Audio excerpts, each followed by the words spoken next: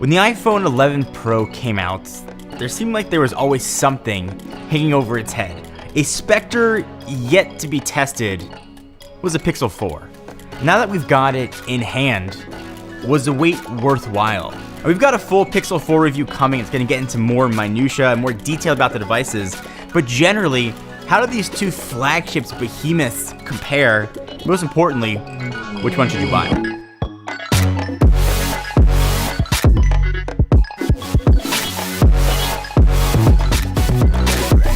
Beauty's ever been what Google's been going for with the Pixel. Now, having said that, I think this is the best looking version of any Pixel device, but that's not to say it is objectively beautiful, nor is the iPhone 11 Pro. It's a decent looking phone, but I don't think it's particularly beautiful. It's not the best looking iPhone's ever been put out.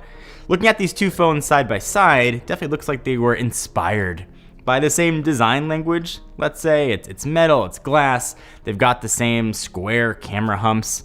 The iPhone is a better looking device though. It's like a Ron Howard, Clint Howard situation here, but neither of these two are beauty queens. There's a lot to talk about when it comes to screens. I don't think Google has done a very good job with screens on Pixels in the past. There's been burn-in issues, color saturation problems.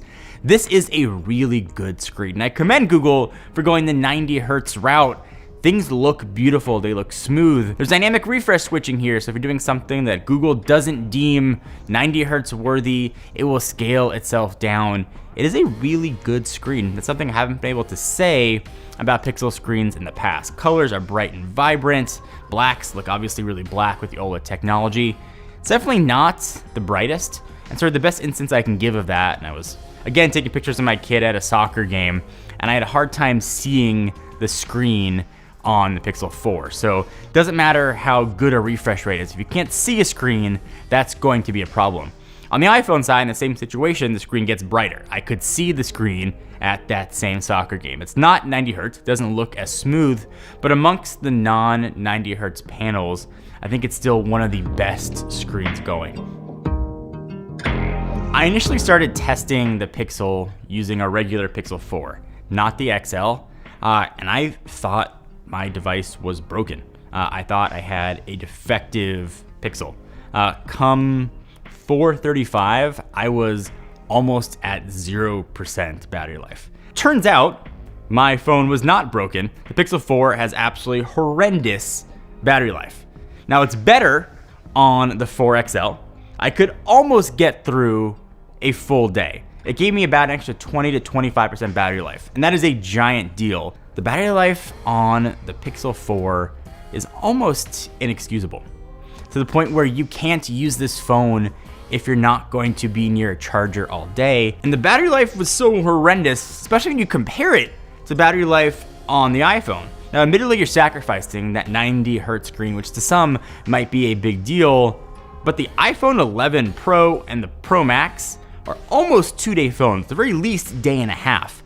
And they are so good at battery life, it made the Pixel 4 look that much worse. Face Unlock is also a big deal here. It's the first time Google themselves have included it on their phones, and obviously comparing it to Face ID, it works insanely fast. It is quicker than the already quick Face ID.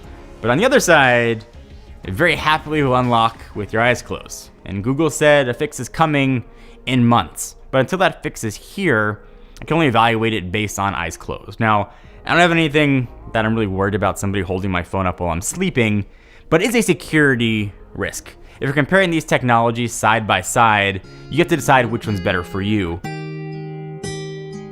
So I've said it before, but I think Google including the 855 instead of the 855 Plus was a miss. But the 855 is a bit outdated, but a very capable processor. On the Apple side, the A13 Bionic is an absolute beast. It's 4 gigabytes of RAM on the iPhone side versus 6 on the Pixel side. And what that means in use cases, really almost nothing. Both phones are incredibly fast. I didn't have any stuttering. I know some have had RAM management issues on the iPhone side, but I haven't experienced those. Both phones were incredibly quick at anything I threw at them.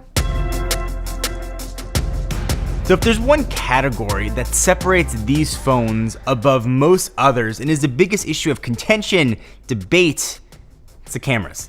The Pixel has been the camera king for years. I think the benchmark of camera quality set by the Pixel 3 was unmatched for almost an entire year. Apple came back with an answer. They came back with holes that were being filled. We've got night mode, better HDR, video improvements, but Google stepped up their games too. So looking at the images that just straight up come out of the cameras from auto mode, you might not see that much of a difference. I think the Pixel's images look a little more processed, but to some eyes, that actually looks a lot better. The iPhone photos look a little more true to life. So what Google did with one relatively generic Sony sensor on the Pixel 3, again, was pretty amazing. But there are two now on board. You've got the regular wide angle that we saw last year, and now you've got a 2x telephoto. And that was controversial. A lot of folks were hoping for that ultra wide.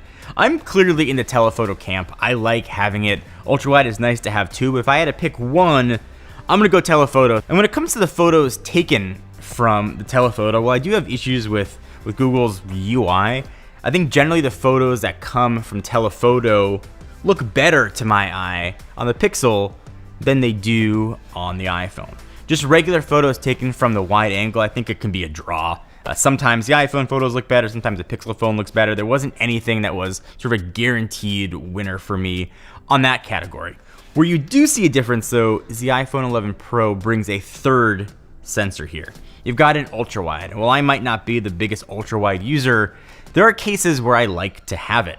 Over the weekend, I went out with my wife and a bunch of friends, and I could take an ultra wide shot and get us all into one photo. That was awesome. So while my use case might not be every day, I have the option of taking those photos when I want. One of the big stories that I think we saw here was night mode. Apple didn't have one, and the Pixel 3's night mode seemed really good. But Apple swung back. We've got a night mode now that automatically turns itself on when you want to take pictures, and I've been blown away by what kind of shots you can get. Apple's not trying to make nighttime look like daytime. They're just trying to make the shot look like what you can generally see with your eyes, and they do a really good job at it. Now, they're not noise-free by any stretch of the imagination. They do look really good. And again, not trying to make a dark sky look blue.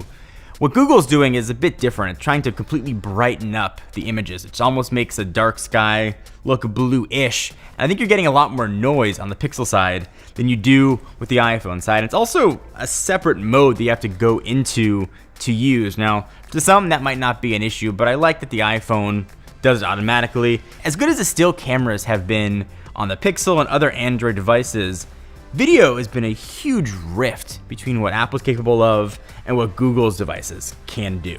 And while the Pixel 4 does take very good video, it comes back to that more choice. It will not shoot 4K at 60, and to you, that might not be a problem. Google said people prefer to shoot at 30, so that's what we did. That seems like an Apple type answer. That seems like you're holding it wrong. It seems like we'll tell you what you like and you use it. It's weird to see that come from Google. I would have liked to have had the option. If I want to shoot 4K 60, let me shoot 4K 60. That's not the case here, either the front or any of the back cameras. And while still the video looks good, it's more options we get with the iPhone. I think the iPhone does stability better. The video quality looks better. The HDR images look better. It's still not quite close on the video front. And for the price you're paying for these devices, the more options, the better. And having more options and choice is generally not something you associate with Apple. That's usually been Android's jam. But here, having the flexibility of that ultra wide, having the telephoto, having a really good regular standard lens makes the iPhone 11 Pro a more versatile camera system. So intangibles, a lot of little things that make these phones unique. And one area where Google completely outshines, eclipses, and beats Apple is the assistants.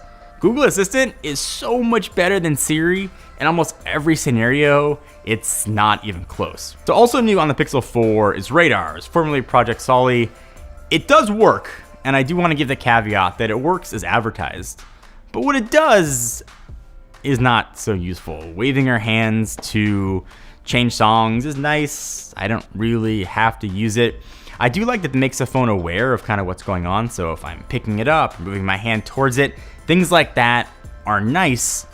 But the iPhone without Radar does a lot of things very similarly. So it's nice to have. It's not a reason to buy a phone, but certainly it's a welcome addition here, and perhaps as software updates come, it'll add more features and give it more utility. So both of these phones have a lot of things that are similar. I liked the two front-facing speakers on the Pixel 3.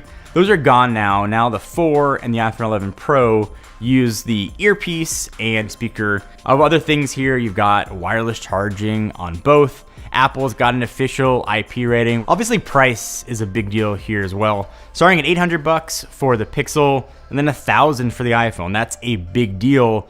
On the flip side, though, you're only going to go up to 128 of storage with the Pixel. It's $100 to get to that point. On the iPhone side, you double the 128 and go to 256. If you want more than that, though, the Pixel is capped out at 128, whereas the iPhone can go all the way up to 512.